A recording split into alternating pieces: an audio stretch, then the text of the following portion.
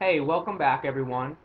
It feels like it's been a while since we did a screencast, but I guess it really hasn't been that long since we did those screencasts over the vacation with the Western chapter. So today's topic is going to be the Populist Party, also known as the People's Party. And you guys know from class, you make fun of me from time to time that I got a special place in my heart for the farmer. So I really like this topic. I think populism is a very interesting topic, and hopefully I think you guys will after tomorrow. But today what we're going to focus on in the screencast is trying to figure out and understand the technicalities of populism. And it is kind of complex, what they want and why they want it. And there is a lot of economics involved. So do take really good notes. Try and take some detailed notes to kind of understand this kind of detailed topic. So, although it's called the People's Party, also known as the People's Party, the Populist Party, to me it's really a farmers' party, and they form to try and cater to the interests of farmers. And when we're talking about farmers here, we're talking about Midwestern farmers primarily. So those states out there like Kansas, Iowa, Nebraska, the breadbasket of America. Those farmers that are on the Great Plains, they're growing things like corn, wheat, trying to feed, they're really feeding the eastern population at this point. These guys are commercial farmers. They're growing corn and wheat to kind of sell to the east and to feed the growing eastern population in these big cities, these new big cities in the north. And also you kind of have farmers who get involved with the People's Party in the south as well, growing cotton and other products down south. So this is really a political party geared towards farmers. When they kind of expand in the 1890s, they branch out and try and pull in industrial workers and try and become a national party. But in the beginning, it's very much a regional party. It's a Midwestern, what would be considered the West in America at the time, and partially a Southern party as well. Now, it builds off of this movement known as the Grange movement. And the Grange movement was really farmers trying to get together and form almost kind of like farmers' unions, collectives, and figure out strategies to try and offset what they felt was government abusing its power and not looking out for them, not looking out for their interests.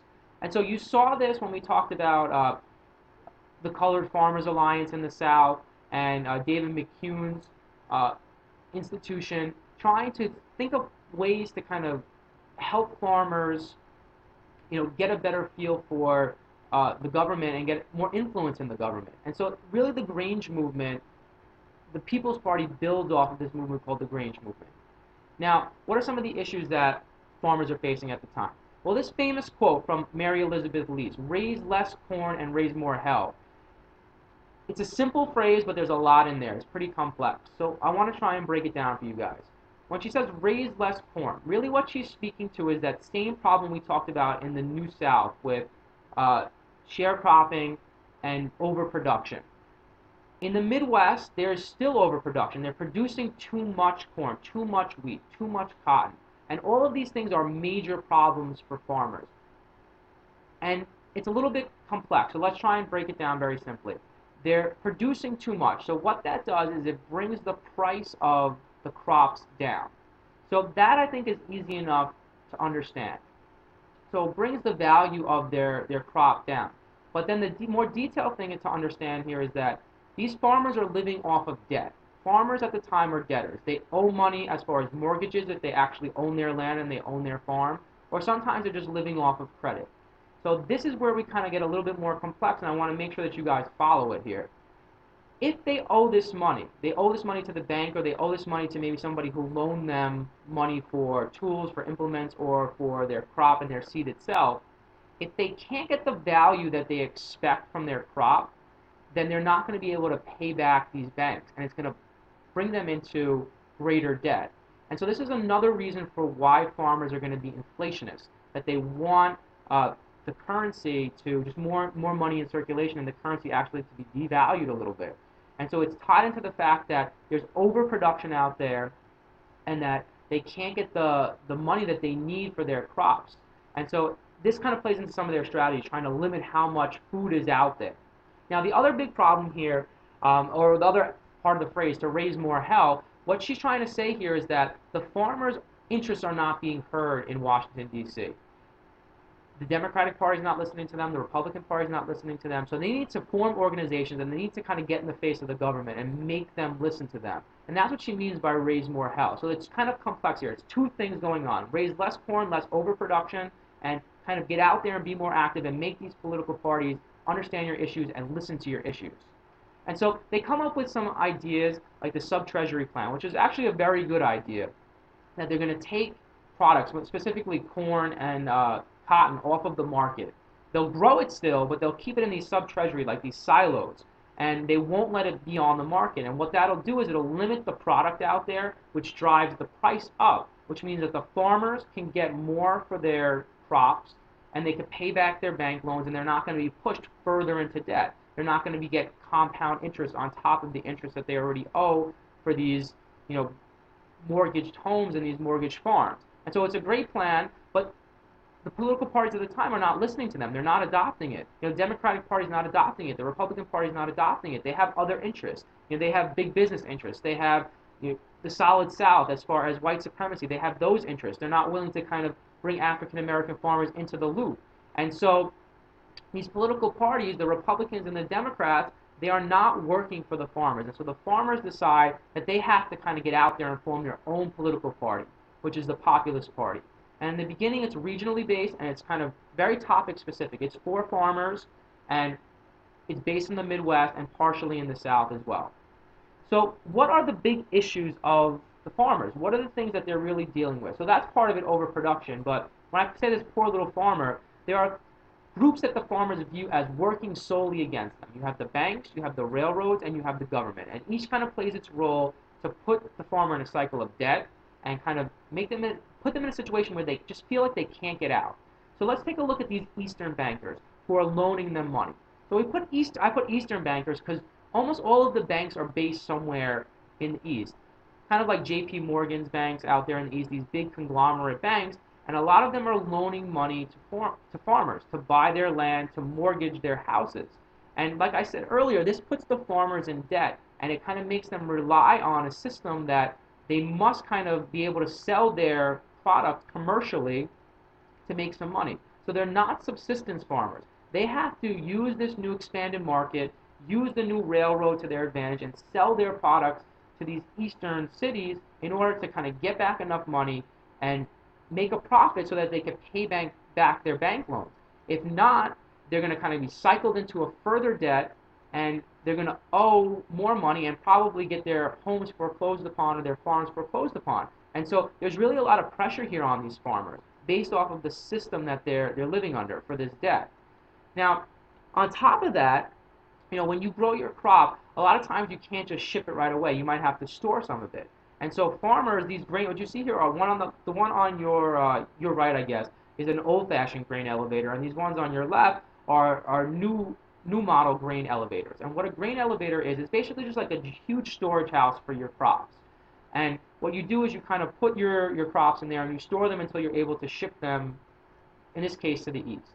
Now, makes sense. If you can build your own, then you don't have to pay for it. But most farmers can't afford to build these huge buildings to store their crops. And so when they go to these places, these other interests own these grain elevators, and they're going to charge them huge rates to store their crops in here. And this is going to kind of push into the level that when they actually go to sell their crops, they're actually taking a hit. They're not only not making a profit, they're not even going to break even because they're paying rent almost to store their crops here for an extended period of time. The next big thing that the farmers really see as a huge evil, and it's kind of manipulating their system, is the railroad companies. So they must ship their stuff eastward on the railroad companies. There's really no other way for a Midwestern farmer to get his products to the east.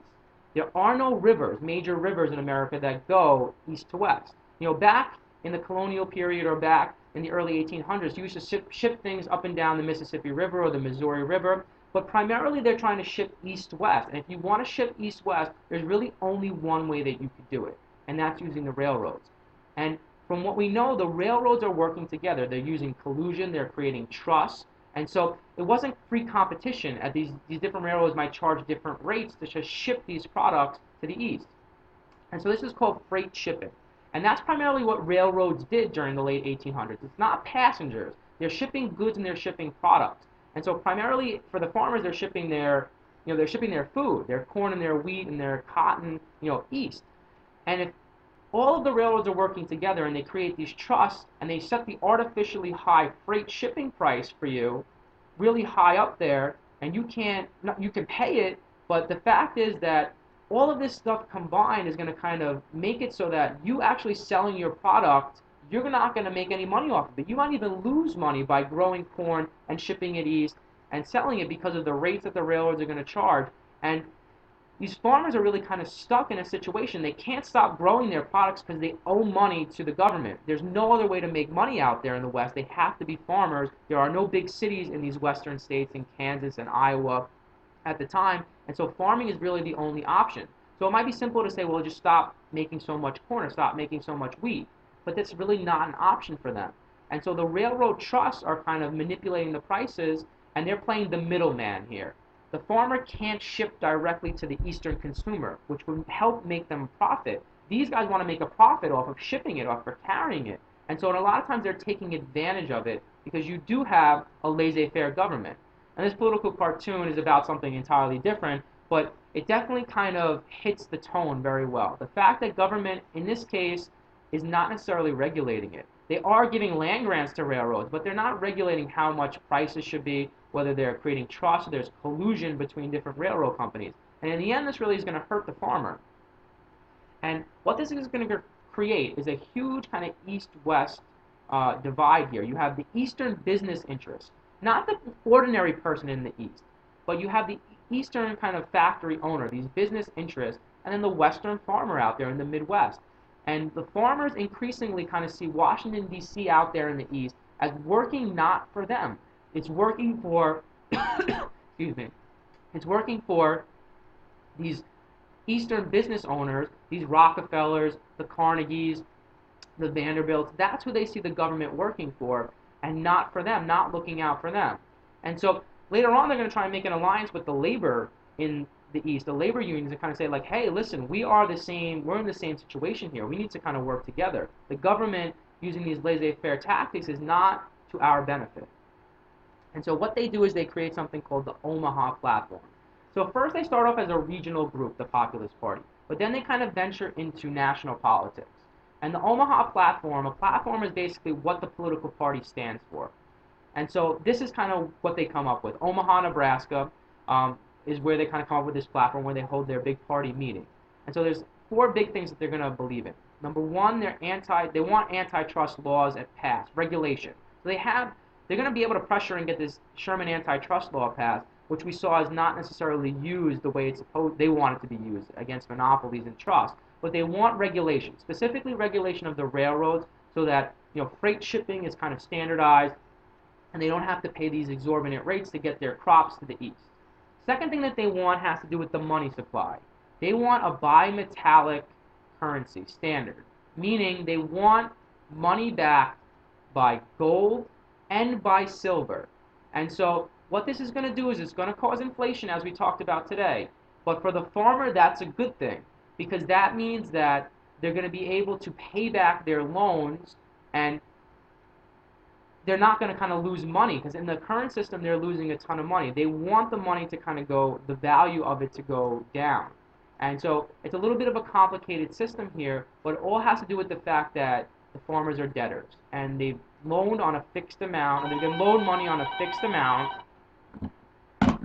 and that's not going to change. So if the currency loses its value, they still owe back that certain amount of money. And so a big thing that they want is they want free silver. So they call these guys the free silverites. Free silverites versus gold bugs, like people who just want the gold standard. And so the Populist Party definitely wants free silver here.